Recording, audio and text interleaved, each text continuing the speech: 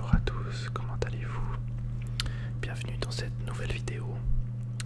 Alors, c'est une vidéo présentation en vrac, ça fait un moment que j'en ai pas refait. Je pourrais plus vous dire exactement laquelle c'est. Bref, je verrai bien. Vous le verrez de toute façon quand vous allez lire la description de la vidéo. Alors, nous voici pour une présentation de deux choses. Donc, c'est deux livres, mais c'est deux bouquins, mais c'est deux choses complètement différentes. Alors, la première, c'est le livre Hyrule Historia, qui est sorti il y a déjà, je crois, 2 ans.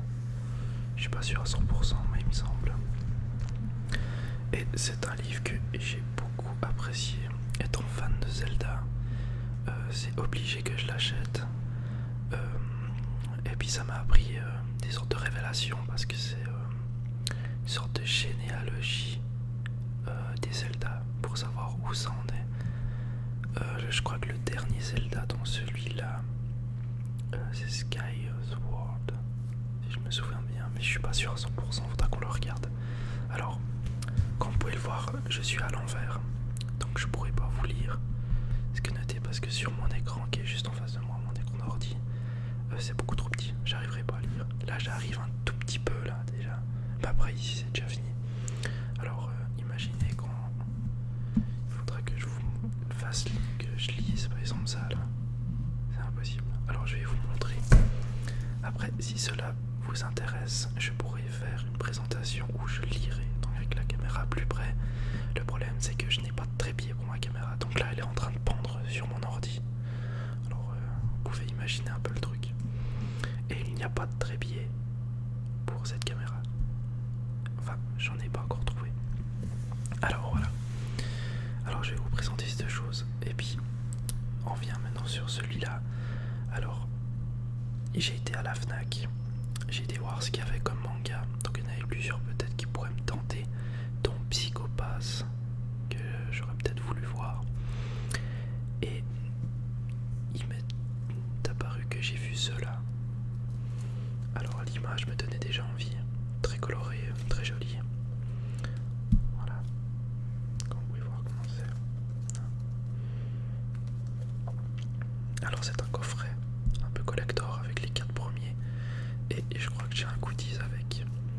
Donc vous pouvez voir, c'est un manga français édité au Japon. Donc c'est très rare. D'habitude c'est l'inverse. Dans les Français, je sais que vous êtes très friands de manga, je crois, dans le monde. Je crois que c'est le premier pays dévoreur de manga. Alors c'est étonnant qu'un Français, je sais plus comment il s'appelle, Denis Valentin, je crois. Denis Valente, voilà, qui est juste là, qui a pu éditer cela au Japon. Alors, par quoi je commence? Je vais commencer par ça déjà, le Zelda, puis on en reviendra après. Alors voici. Donc ce livre est vraiment très beau. Là vous pouvez pas voir un peu les effets de lumière, mais tout ça c'est doré. C'est en relief sur le bouquin.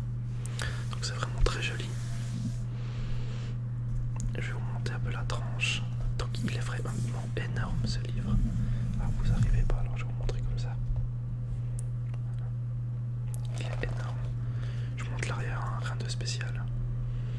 Peut-être que j'arrive à lire pour vous, mais ça va être compliqué. Depuis maintenant plus de 25 ans, la série The Legend of Zelda enchante les joueurs du monde entier. La richesse de son univers, la qualité de son gameplay font de Zelda une référence incontournable du jeu vidéo et de son histoire. Voilà, j'arrive pas bien à lire.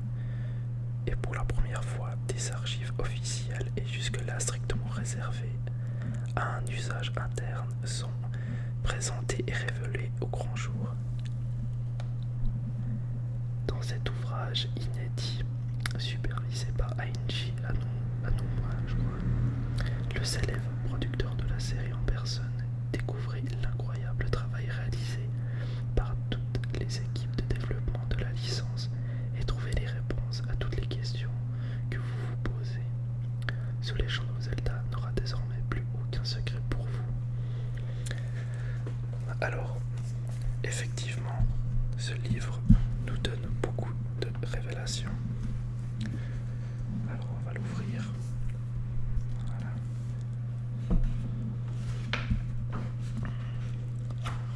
Il est vraiment très très beau, hein. Donc le sommaire. Au commencement de la légende. Ah bah voilà, bah ça c'est le dernier. C'était à l'époque le dernier jeu Zelda sorti. Alors je sais pas par quoi ça commence.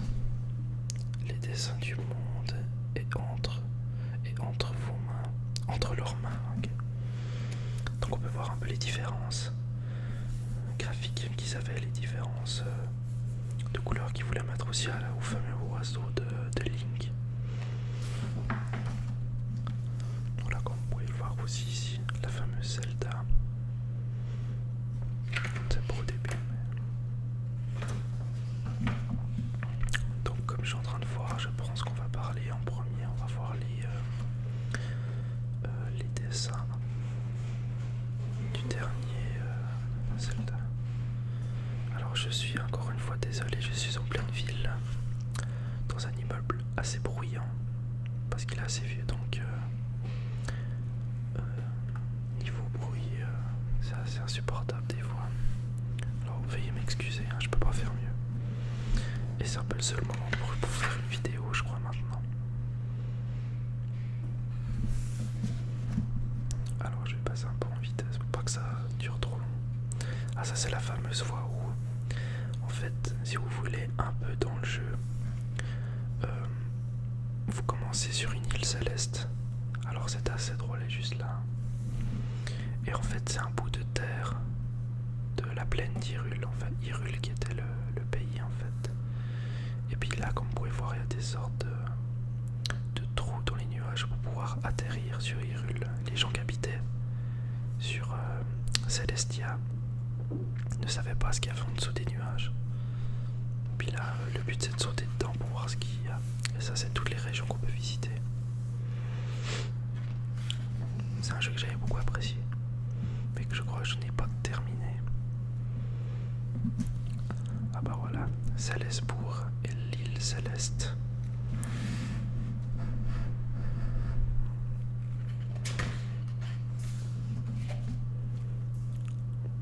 Alors je vais vous passer un peu les détails comme ça, pour vous raconter un peu l'histoire sur Zelda personnelle. La première fois que j'ai vu Zelda, c'était quand j'avais un ami, 3 ans de plus âgé que moi, avait reçu chez lui pour Noël la Nintendo 64. Alors bien sûr on était tout fous de voir ça. Et il l'avait reçu comme jeu Zelda. Et c'est la première fois que j'ai vu Zelda. Donc la première fois que j'ai vu un jeu en 3D, c'était Zelda et Mario à l'époque. Donc je pense comme beaucoup d'entre vous entre autres, parce que ma première console est la Super Nintendo. Et puis en fait j'ai tellement aimé voir ce jeu, enfin voir mon copain jouer, que j'ai été obligé de l'acheter, enfin demander plutôt à ma famille de me l'acheter. Et c'est comme ça que j'ai découvert Zelda, que je suis tombé amoureux de ce jeu. J'avais 9 ans, ouais, 98, 99 je crois.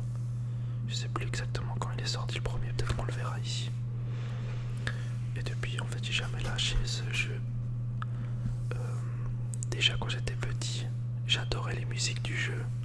Même les musiques des jeux vidéo, ça m'arrivait d'allumer la console, de me mettre à un endroit dans le jeu où j'aimais la musique. Et puis de laisser le jeu tourner juste pour écouter la chanson en boucle. Parce que bien sûr à l'époque il n'y avait pas YouTube, etc. pour pouvoir savoir où il y avait toutes ces musiques. Alors c'était les seuls moyens pour écouter les chansons des jeux qu'on aimait bien. Et je l'ai fait souvent ça, même sur la Super Nintendo avec le jeu Contra 3, Alien War je crois.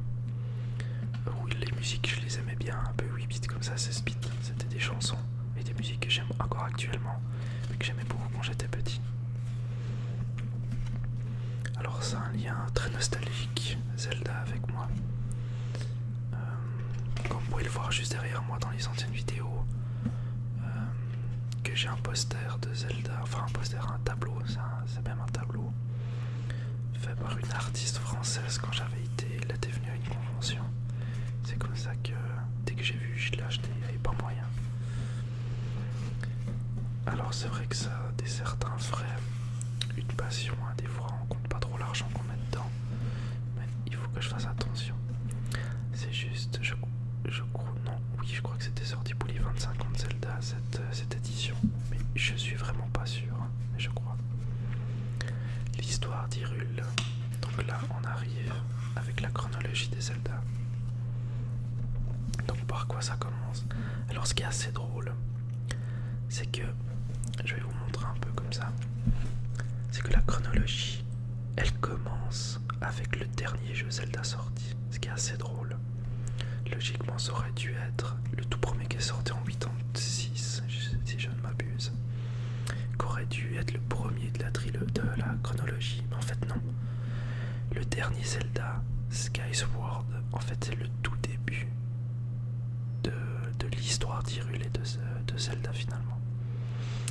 Et comme vous pouvez le remarquer ici à partir d'Ocarina of Time, c'est là qu'il y a déjà deux changements, qu'il y aura deux axes qui vont bifurquer. Ça s'appelle Victoire du héros du temps. Donc passe dans le Ocarina of Time.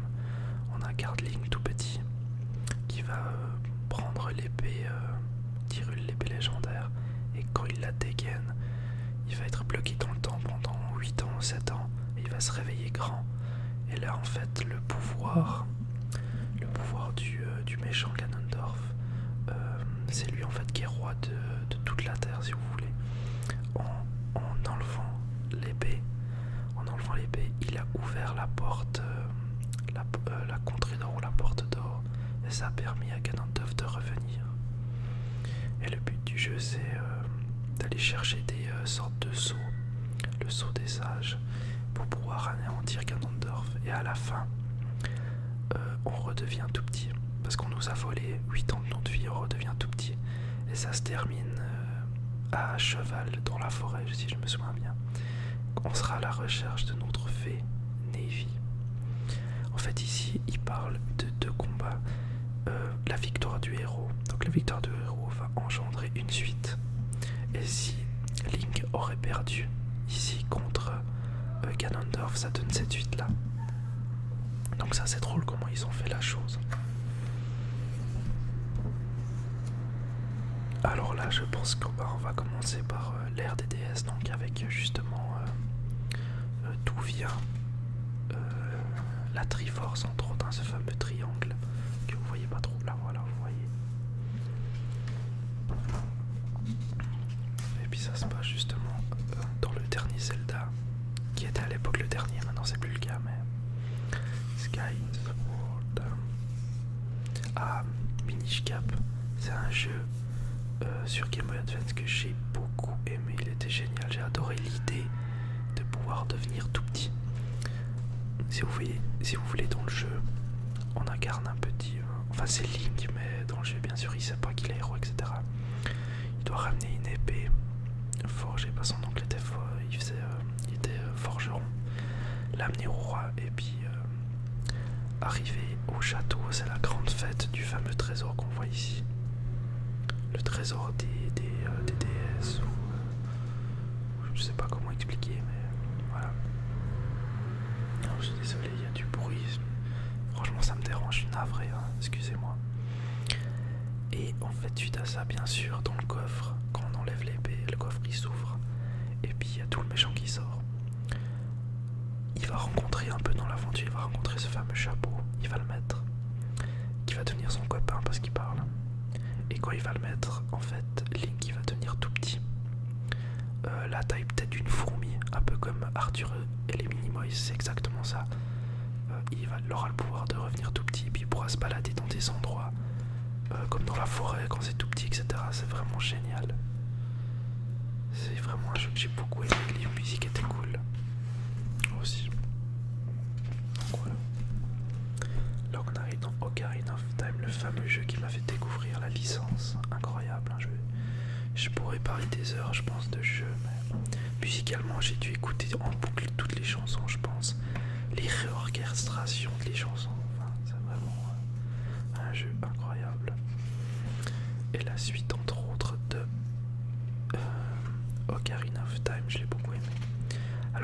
arrive dans le Zelda Link to the Past, qui était sorti sur la Super Nintendo. C'était une révolution ce jeu parce que déjà graphiquement a été très évolué, et suite à ça le jeu emmagasinait énormément de choses.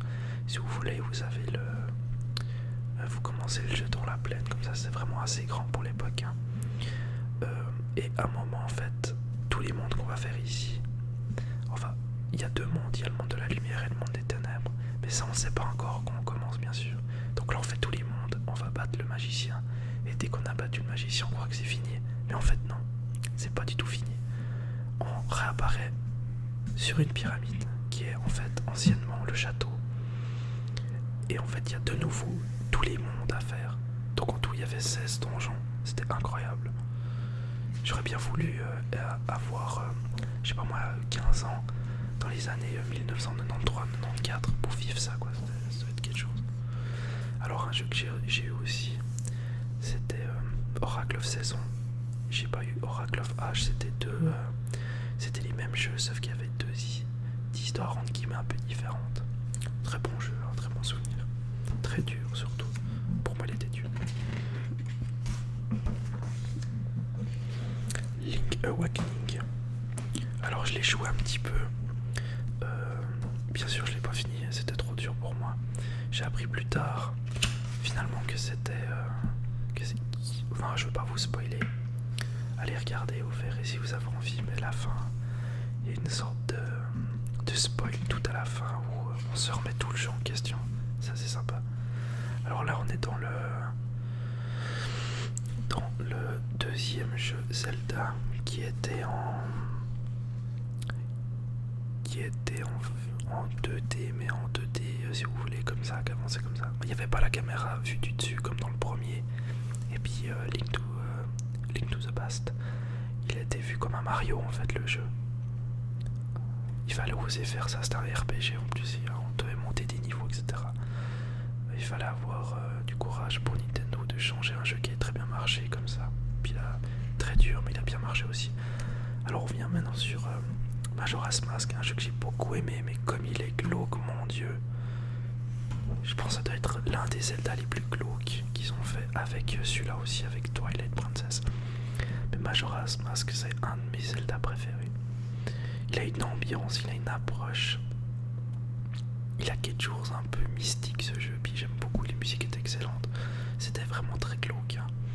Il y a une sorte de théorie sur Majora's Mask que je vais pas vous raconter maintenant, mais si vous avez envie que je vous le raconte, je la ferai, mais qui était vraiment cool.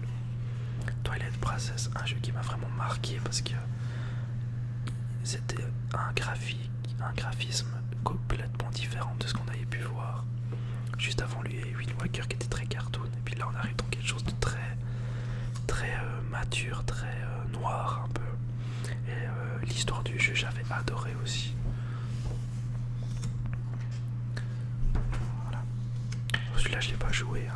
On pourrait incarner 4 Link. Wind Waker, un jeu vraiment génial aussi, où on est sur l'eau avec une baguette du vent qu'on peut diriger pour faire contrôler le vent qu'on est sur le bateau. Ça c'est un jeu qui est vraiment incroyable aussi, très long, très beau, que je vous conseille. Là j'ai zappé quelques pages, voilà. Phantom Hourglass, Spirit Track. Voilà. Très bon jeu aussi les deux. Donc là je suis en train de voir que la vidéo s'éternise, donc là c'est plutôt ce qui est un peu dessin graphique, comme vous pouvez voir. Il y a beaucoup de ça maintenant à la fin. Alors je suis désolé, je vous passe un peu ça en vitesse, mais si vous voulez une fois je ferai une grande présentation de ça. Et il y a même un petit manga à la fin, c'est drôle, que je pourrais vous lire aussi si vous le souhaitez. Bref, c'est vraiment un livre pour les fans magiques. Alors maintenant nous allons voir l'autre jeu, non l'autre livre pardon. Je vais mettre ça là. Qui est Radiant. Alors Je vais l'ouvrir.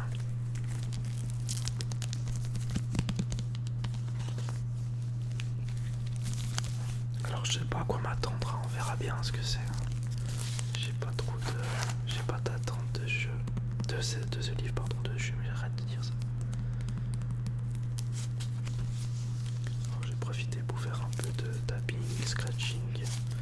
Vu que j'en fais très peu dans mes vidéos, ça a été demandé. Alors on va prendre du temps pour ça. Je vais pas faire trop long parce que là on voyait rien du tout. Voilà. Donc je sais pas trop à quoi m'attendre de ça. Je verrai bien. Enfin on verra bien parce que je vais vous le présenter. Alors je vais l'ouvrir. Alors je sais pas si j'arriverai comme ça. Oui, j'arrive comme ça.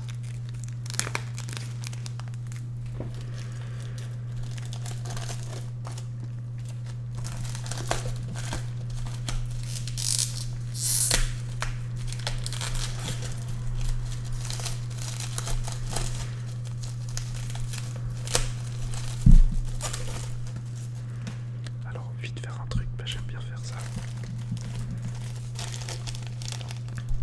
Je ferai après.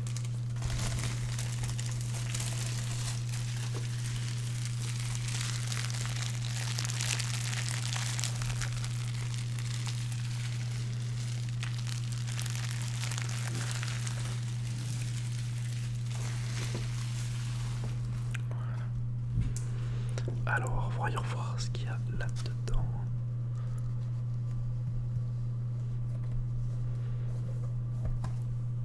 Oh, c'est super. Ils ont même mis des dessins. Comme vous pouvez le voir, c'est drôle à l'intérieur. Pourtant, on voit rien. Mais ils ont fait l'effort de faire ça. Alors, un point pour ce collector. Voilà. C'est drôle ça. C'est pas mal. Je vais vous le mettre là, comme ça vous pouvez bien le voir. Voilà. Alors, le premier tome.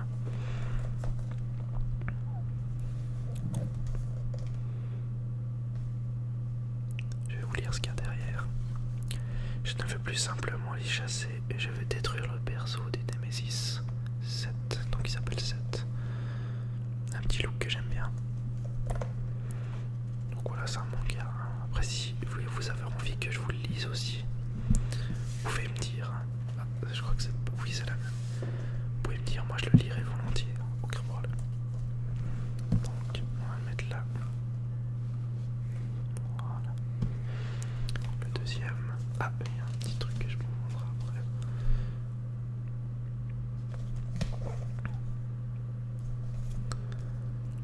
C'est toujours la même rengaine. Ils ont des soucis et au lieu de les régler, ils cherchent un méchant. Dans ton spa ce rôle, tronche plate, je suis là pour ça. Il a l'air stylé lui aussi.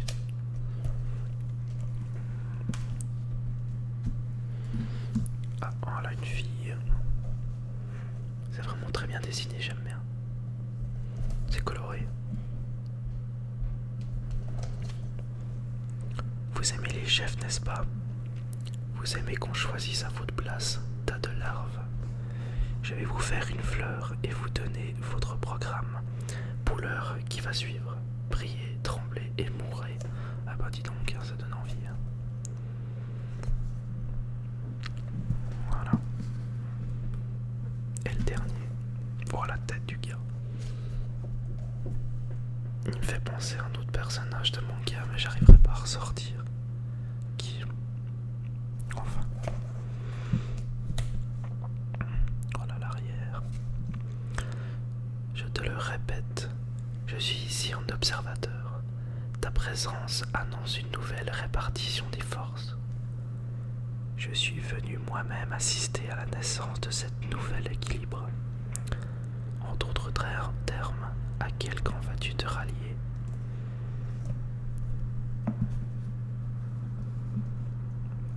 Je vais remettre la voile. Et puis on a une sorte de... Je pense, une sorte de poster ou de... Oui, c'est ça. C'est un poster.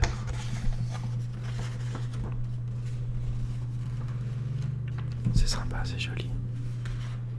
Oh, il y a quelque chose derrière encore. Ah, ça j'aime bien ça. Alors, je suppose que c'est la carte.